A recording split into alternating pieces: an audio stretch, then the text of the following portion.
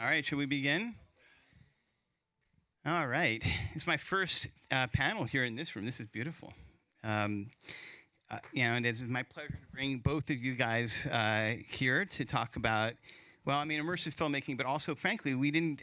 We could go a little bit deeper into the production side of Unification because there was so much to cover. We didn't have time to really do that on the panel, and I wanted to bring you in on that. But I'm so glad we're doing this here, and we should talk about what we did and how that was, all the things we learned, and also part of why we did that piece was for the Vision Pro and for future immersive content, which is something that is it's a really interesting topic, and it's something that as filmmakers and with the cameras that Blackmagic's doing, everything that we want to think about, and even the design language for that. I mean, I'm just seeing what comes out of the Vision Pro and looking at these things.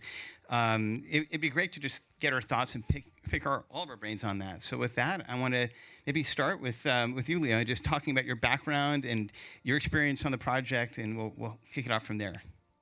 Okay. Well, hi guys. Thank you. I was Leo. I'm Leo. I was the cinematographer for Jules and Carlos for Unification, and it was like it's been a ride. Like, first of all, because as a Star Trek fan, I'm a Star Trek fan, and then you wake up and you're like, whoa, I'm actually working on Star Trek, and like a lot of my team, they're all the biggest nerds ever. And we're all sitting there like pinching each other because like it would be like we would be standing in line at Comic-Con too.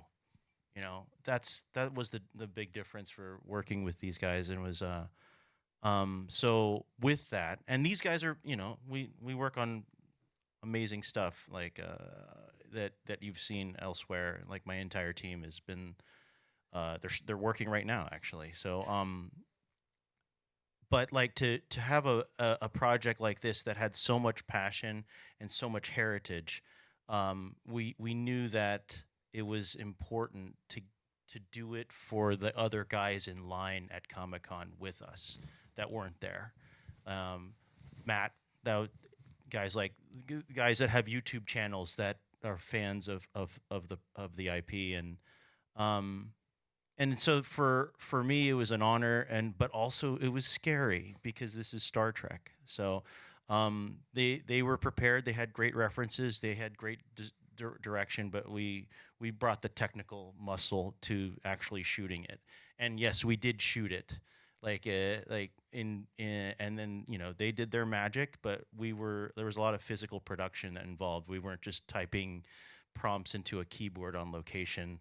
So so that was that's been, and I'm in the immersive world. I do immersive video stuff for people, and then I also shoot on LED walls, and there's a lot of technology that surrounds a lot of the work that I do, but work like bringing all that stuff into an arena like for Jules and Carlos here for OTOY with the Star Trek IP was just been a dream. So yeah, that's it. Carlos, I mean, we of course we did have a panel to talk about a bit of the production, but I mean, with Leo here, I mean, is there anything you wanted to sort of add or share in terms of, I mean, our challenges? I mean, we talked a little about the Huntington thing where we had to redo it, but I mean, also, I mean, we put in some pretty major machinery to shoot some of these shots and everything, and I mean, I think that and as we're sort of thinking also about in the future, I mean, what is that? What do you think that might even change? As a follow-up after that, after Carlos's input in terms of if you do it immersively and everything, we can even think about that yet. But Carlos, I mean, just again talking about that experience and the production stuff and working with Leo. I mean, anything to add to what he was just saying? Well, working with Leo and Leo's team, Leo has a very impressive and inspiring relationship with his crew. So not only you get an incredible cinematography, you also are getting incredibly dedicated people, and on every aspect, the gaffer, the camera operator, the lighting, the grip, blah, blah. So to me, to see them in action in two pieces, because it was first Regeneration and then Unification, has been mind-blowing. I just wanted to put them on the spot, just because. But then the other part too is that we speak so many similar language when it comes to lighting references, when it comes to, visuals. Like I think my first early thoughts or early, memories in Unification was Huntington location, where basically it was us. I think we went a couple times to just do location and just basically brought our cameras. We were not supposed to have cameras, so we just did a lot of iPhone. So we weren't really filming, but we really were filming.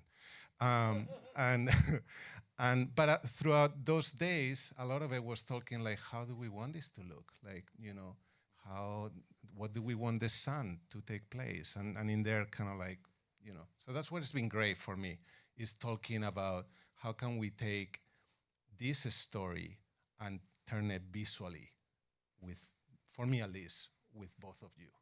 So I don't even know if I answered that question, to be honest. I just started talking. So. I just want to add one thing, like we're talking about the location thing, and this is actually really interesting, and I don't know how much of this you know, Jules, but because it was such a huge day, it was more than what we normally would use crew wise. We had probably 15 extra people lighting wise on that day, and because it's a big location. So I called my friend who was about to shoot a movie called The Mandalorian, and I'm like, "Hey, have you started yet?" And then he's like, Dave Klein. He goes, "No, we haven't started yet. What's up?" I'm like, "I need to borrow some of your guys." And so, and while we were shooting at Huntington Garden Part 2, it was half Star Trek and half Mandalorian on there, and it was like, and so my gaffer Hunter knows all those guys, and I know those guys too, and so they were like, "What's going on? What do you do?" We did Luke Skywalker like right here, like we just did it. We just did the in the bamboo, which is not far from where we shot, and they were like, "So what are we doing? Like, how does this work? How does it, like, where are the dots?" And I'm like, "No, there's no dots. New technology." And then they were like, "There's no dots." Okay, cool. And so it's like the Jets and the Sharks, like it's like Mandalorian on one side, Star Wars on one side, Star Trek on the other, and they're just like, and then when Jules and Carlos start doing their magic with stuff, and I'm like, you guys should take a look at what they're looking at, and then and then they were there, they were stunned, and they were like, why don't we have this technology? I'm like, I don't know. Yeah, I talked to Jules. John Knoll did come by, and Sam and did a test. We were showing this stuff. It wasn't just Kevin Feige that got a little preview of it. I mean, people were hearing about the project. And thank God they kept it a secret, because I didn't want the beans to spill. And yeah, I mean, I think the fact that this can be done, the face digital makeup can be done in real time. It's like, even on our earlier panel, I didn't get a chance to explain how important that is, how you as a director and Sam and Larry as actor, I mean, you could see what you're doing. And it's something that I didn't realize as we're developing this tech, that maybe there isn't a lot of other stuff out there that's that good, but apparently it is really, pretty different from the other stuff out there. Yeah. And yeah, I mean, of course, like, I love Star Wars too. Like, Sam's from the Star Wars world, so there's a lot of love between Star Wars and Star Trek. It's not quite always at each other's throats. Exactly. They can coexist. Yeah. Yeah. But it's a friendly thing, it's a friendly and to have that kind of caliber across the entire team was just like, it was a dream, and then everyone was like, when you showed up, like, I know I can remember Matty Corder or Dolly Grip, and he's like, "Wait, is that who I think it is?" And I'm like, "It is." He's got a huge Star Trek tattoo right here, and he's got a Star Wars thing right there, and it's like he's been, yeah, my team's been with me for like 16 to 18 years, and we know where our scars are on each of us. So. And then what it was so great is I see all these people like, saying that, with somebody like Robin. And I didn't grow up, unfortunately, I didn't grow up on Star Trek. So the whole time I'm like, I don't know, so who is that? I only knew about this character through Jules, through the story, that then he would give me the backstory. Then I would go and do my homework and rewatch those films and the original series. But and then you find the person. So I didn't start with the character. I started with the human being, and then I learned about the character, which is incredible. Yeah. I mean, one of the reasons, we didn't get even to talk too much about the history of the earlier pieces, but, when we started, and, I had never done any filmmaking, thanks to my wife to push me into this, but, the first thing I did is I need a director, right? And that's, Carlos, we were introduced through JJ, one of our common friends who works on, not JJ, I'm an artist that's been working with me for a while. And, one thing that we connected on really, early on was like, we both loved Kubrick in 2001. And that's a style that is, I guess it's a choice, and even storytelling wise, and that's something that we had from the earliest pieces, and we, I think, try to carry over. And I think that, I do feel like as much as we're doing in this, in the rendering space and synthetic and whatever, it's like filming real things and having that authenticity is so fundamental. And that's why I'm so glad we did Unification the way we did. Which also, I guess, sort of segues a little bit into, unless you wanted to add anything on the 2001 stuff, because I know that's an important part for you too. And we did a full 2001 piece. If you go to the archive, there's a whole documentary on that. But do you want to talk about that a little bit before we go into some of the immersive stuff? Yeah, so 2001 is like my top 5 films of all time for multiple reasons. Every time I watch it, I discover always new things, and it's almost like, it's almost like the type of storytelling that it speaks to you on a subconscious level more than a conscious level. Yeah. And that always was very appealing to me. And I love films that just really linger, like you watch it and, they're not really the type of popcorn films, where you watch a film and then you finish it and you're like, well, I don't even know what the hell I just watched, but sure. These other films and, Kubrick and, Denis Villeneuve, we spoke, they just have this ability to stay with you for a long time. And so I've been studying them for a long time. And I think when we started talking about it, we talked about finding ways to let the storytelling kind of like, to let the audience figure out the 4. We give them the 2 + 2, and you just let the audience do the 4. A lot of the times with movies, there is this exposition dump, or they want you to know everything. I don't want to know the ingredients of the meal. I'm just gonna, eat it, and then I'll tell you what I like or what I didn't like about it. Instead of. So I think Kubrick was one of the inspirations, and I think that kind of like continue with, as we were doing each of these pieces. And as I mentioned, I mean, there's a whole thread between Roddenberry and Arthur C. Clarke when Gene was writing the novel. And again, the Star Trek motion picture, the thing that I go gravitate back to, David Fine, who's been working on and Jaron too, for decades on restoring it. It is something where I think the ambition was, Douglas Trumbull from the work with Kubrick on the film, doing the effects for the motion picture. It was to try to capture that, and I think maybe it fell short from the audience perspective, but that ambition is very much something that I think is key to the things we were trying to connect to in our pieces, and it's been a great journey doing that.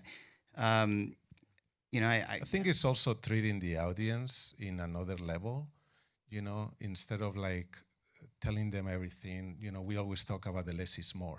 Yeah, I learned that from you, really. Yeah, instead of like drowning the audience with a lot of things, we'll just do one thing, and now let's figure out much more interesting ways to say something, even if it's something simple, So. Yeah. And I mean, the thing is, what I love about the way we did this is that I deliberately liked that you didn't have that experience in Star Trek, because I figured you're going to bring something in that it maybe is missing a little bit from, the way that the formula that's been maybe perfected a little bit in the last 10 years for how Star Trek's done. And we have a whole team. We have the Roddenberry Archive team that's making sure everything we do, it's not just me, right, is canonically correct and there and everything. And it felt like, okay, well, with these pieces, let's see what we can do. And it honestly turned out better than I think any of us expected. And, I think that, again, a lot of what the genesis of this project was that, we were, especially with Paramount, Paramount was like, you guys were doing, you guys at the forefront of what could be happening with Immersive. We were ready at launch with the Vision Pro app for the Roddenberry Archive. And there's definitely been. I mean, it's like it's a learning experience to sort of understand the design language for what could be coming next. I've been talking for decades about like holographic filmmaking, movies on the holodeck, but just seeing sort of how even Max versus the Vision Pro work. Like, do we want to abandon framing in these things? Do we want to go straight to 180 3D? Do we want to narrow things down? I mean, I think we didn't learn a whole lot from Meta launching the VR device, and it's just like one thing we maybe learned was don't do 360 movies. That doesn't necessarily help. Turning your head is terrible when you're watching a film, but there's still something incredible about true 3D. But I mean, I think we're still in the early stages of that, and I mean, I think Leo, your experience just working in that world a little bit would be great to share with everyone, and I'd like to hear about that myself. Yeah, there's the thing about like one of the things like I always equate it to like I used to before I was in motion picture, but before I was in photo, I was in motion picture, and then I went back to moved to photo, and then now I'm in motion picture again. And I'm saying all that because when you have a client and you have like an ad campaign, and you shoot the commercial, they want a print campaign that matches the ad campaign. But the discipline in photography and the discipline in motion picture cinematography are two different disciplines. They use two different lighting. They're shooting at different apertures. The workflow is completely different. They're using they're using digital backs that are huge with different kinds of framing. The aspect ratio is totally different, and so the workflow is different. And motion picture and immersive, it's the same thing. And so you have to learning the two different disciplines and then knowing how to streamline that is, I think, really important. That way you can, if you want to do like a traditional motion picture storyline and then you want to have a companion to the immersive version of that, or you want to incorporate the two into that, or some version of the two, you have to like learn the different ways of capture and workflow, and some things can bind up the other project, and so having two different teams like you normally would on a commercial can be difficult because you have to work around the talent. That's usually the bottleneck is the talent, and then but as far as immersive goes, like there are things about it that when you're working in it and you're bringing these experiences to people that can't be there, I think that's the magic of it. That's like where it's like, okay, you want to see a birthday celebration in a little village on a little patch of island on the South Pacific, and you bring that to somebody in rural Iowa who's watching that and who would normally not be there, and then they get to experience that. It really humanizes the viewer, and it takes them there, and it makes them go, oh, curiosity is spurned, or an understanding might be unlocked, and in that experience, like I think that's where the power of immersive is, with the Vision Pro and other things like it. But I mean, Vision Pro does a really good job though. But yeah, so yeah, that's where to find that through line between narrative filmmaking, if it exists, and I think it can, and immersive filmmaking, those two disciplines, like the photo and the motion picture. I think there's an avenue there. It's just we haven't discovered it, or I think we have, but we're just I mean, and it speaks to some of the thoughts that I've been having, especially if we considered, I mean, let's say we're to do another one of these or do more of these. I mean, and we did a lot of immersive stuff related to Infinity. I mean, we put things in the archive app where you can see them in immersive, but it's not the full film. Because I think that the lesson I'm learning myself, and you can speak to this too, is I think you have to do it twice. I think to your point, there's a whole different, everything's different when you're doing it at immersive. And you have to think of, I mean, if you want to tell the same story, probably the shots are different. The way the choices you make have to be different. And it is doubling, the things. But then you have to think about, well, what is the immersive going to do that just watching it in a rectangle and even in 3D isn't? And to your point, there's probably a whole set of shots and things you can design for that. And I think we're so early. Like, I think people understand how to use AI and what that might mean more than they might how the different pieces of immersive will work. It's still the Vision Pro, which to me, to be honest, I've never seen that kind of quality in a headset until this thing came out. So for me, the experiences prior to that and on anything else don't compare, and they don't really matter. So it's more like, well, that device is the threshold of where things become interesting. And I think that, we still want to tell stories. I mean, there's a lot of documentaries like on Vision Pro and the concerts and things like that, but I, Submerged, the submarine one, was the first time I'd seen 17 minutes of an actual production. And it was funny, when I was watching it, I was like, well, when you're doing a close-up, it feels like you're watching theater. And sometimes you're seeing, even though it's 180, I'm seeing something on the side of my eye that's distracting me. And I'm taking notes and thinking about it. With like, well, if I'm going to do one of these for the same way we did in Page, I mean, there's still things that you want to play with and change. And I think, to your point, it is a different medium, but that's also something that can be incredibly powerful. I mean, just like many other forms of media that came after the last one. I mean, there was film before there was television, and where I mean, anything to add to that on your side? I mean, yeah, I'm trying to not break any rules.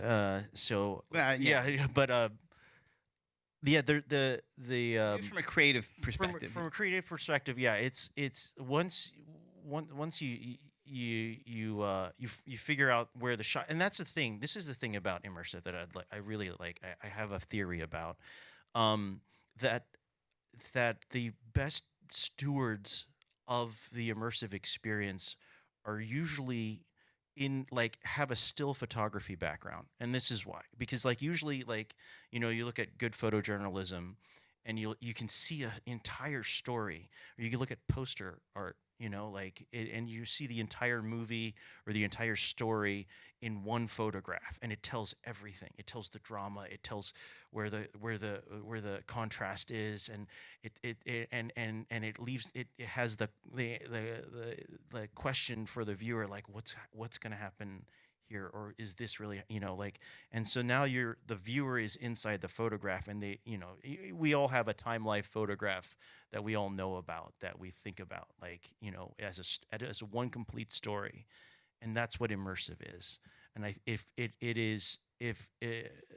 you put that into a still photograph and then you move it, and then now you're in that photograph and you're looking around, that's where I think it's like kind of the most powerful. Now, if there's a bull charging at you on a certain project I was on, and that's scary, if that's what the experience is, then that's part of it. But but there's also other parts, where you just experience the crowd. There was a shoot in a rodeo, and some of the vignettes of capturing the people who are experiencing it were, I think, just as powerful as some of the action of the stampede and the barrel racing and everything. But when you can look at that person who has their daughter in the stands, and then they're having conversation with each other, and it's almost like you're right there, and she's playing with her hair as she's watching the barrel racing going, and it's just you can just see that, and you can feel that, and I think that's really powerful about immersive, is taking you there, taking somebody who's locked in a wheelchair for someplace, and they get to be riding and on a horseback someplace. And it's really powerful, and if it's utilized the right way, I think it can be used for storytelling. Yeah, I mean, Carlos, going back to you on just you come from largely in the animation space where you have full control. I mean, ultimately, right? And so, which is also my background a little bit. I mean, just on the rendering tools. But I mean, if you had sort of as a director, I mean, I think we both love all of this, the framing of cinema and film. But if you had the freedom, let's say it was Unreal, where in previous, and that was the way you told the story, would you choose that? I mean, what do you feel just creatively about more freedom, something that sort of breaks the traditional film thing as we're telling a story that's like a film? I mean, how does that make you feel as a director, and does that inspire you in different ways? I mean, that would be my question to you on this. Yeah, it's interesting because as I was hearing you guys talk, I remember maybe between 5 and 10 years ago, a friend of mine was directing a short film for Oculus. And I got a chance to see kind of the early prototype, I guess, as they were working. So I put on the glasses and I'm looking around, and I'm like, this is amazing. But then the action of the story was happening somewhere around there. Exactly. And I found myself but that is so cool. Look at these textures. Like, that's just great, you know? And then I take out the glasses, and it's like, well, the action was happening in there. So I do come from that place where, you know, I want to take the audience and I want them to be on I guess, on a storytelling control environment. But I think with immersive, you're always going to find two types of audiences.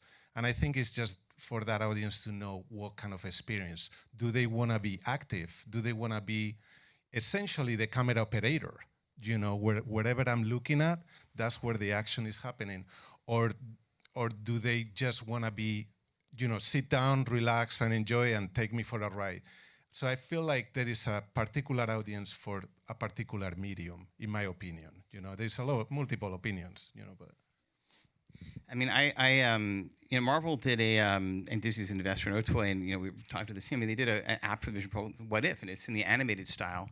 But it's a full 3D, like, I feel almost like a game engine experience is driving it, and it's you know, and it's tough. I mean, I remember, you know, experiencing it and thinking, like, I am being pulled in too many directions. I'm starting to feel that, I mean, there is something magical about feeling you're seeing something in front of you that's real, and it's not necessarily in the film screen, but you don't want to move your head around. And I think that if you're doing something different where you're interacting this, it almost changes the entire structure of how you tell the story. So that's what I'm trying to sort of think about, even for us, and even for future projects we do, of like, what's the happy medium of filmmaking that leverages this sort of spatiality or immersiveness of it without breaking, you know, the fundamental tenets of experiencing and telling a story. Because your point, I mean, that was why 360 died. I think you can't, if you're looking around at stuff and the action's happening here, there's no way.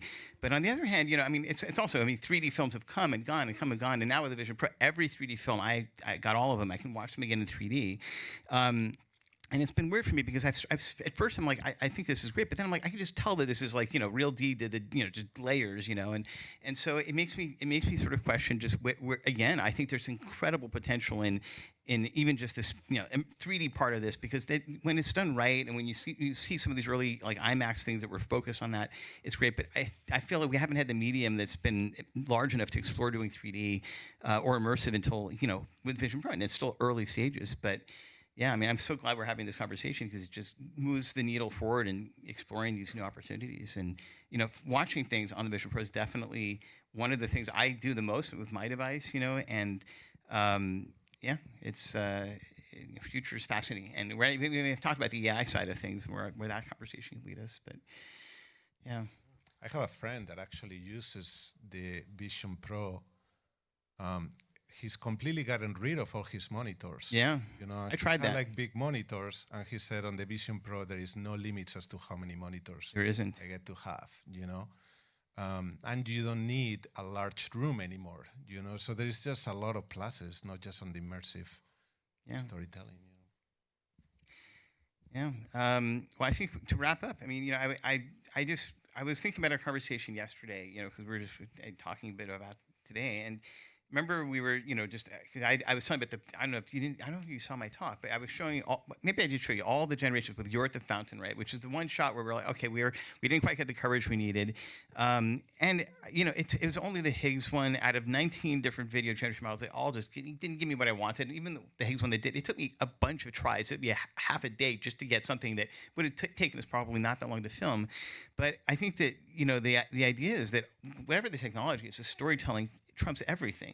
And I think what happened with Unification was that, I mean, however it turned out, I mean, it moved people. The story that we told, you know, or shared was deeply moving. And I think however we approach the content, I think storytelling is at the heart of it. And I love that. And I think that's certainly part of the future. And I don't know if you guys wanted to close out by sharing your thoughts on that, but.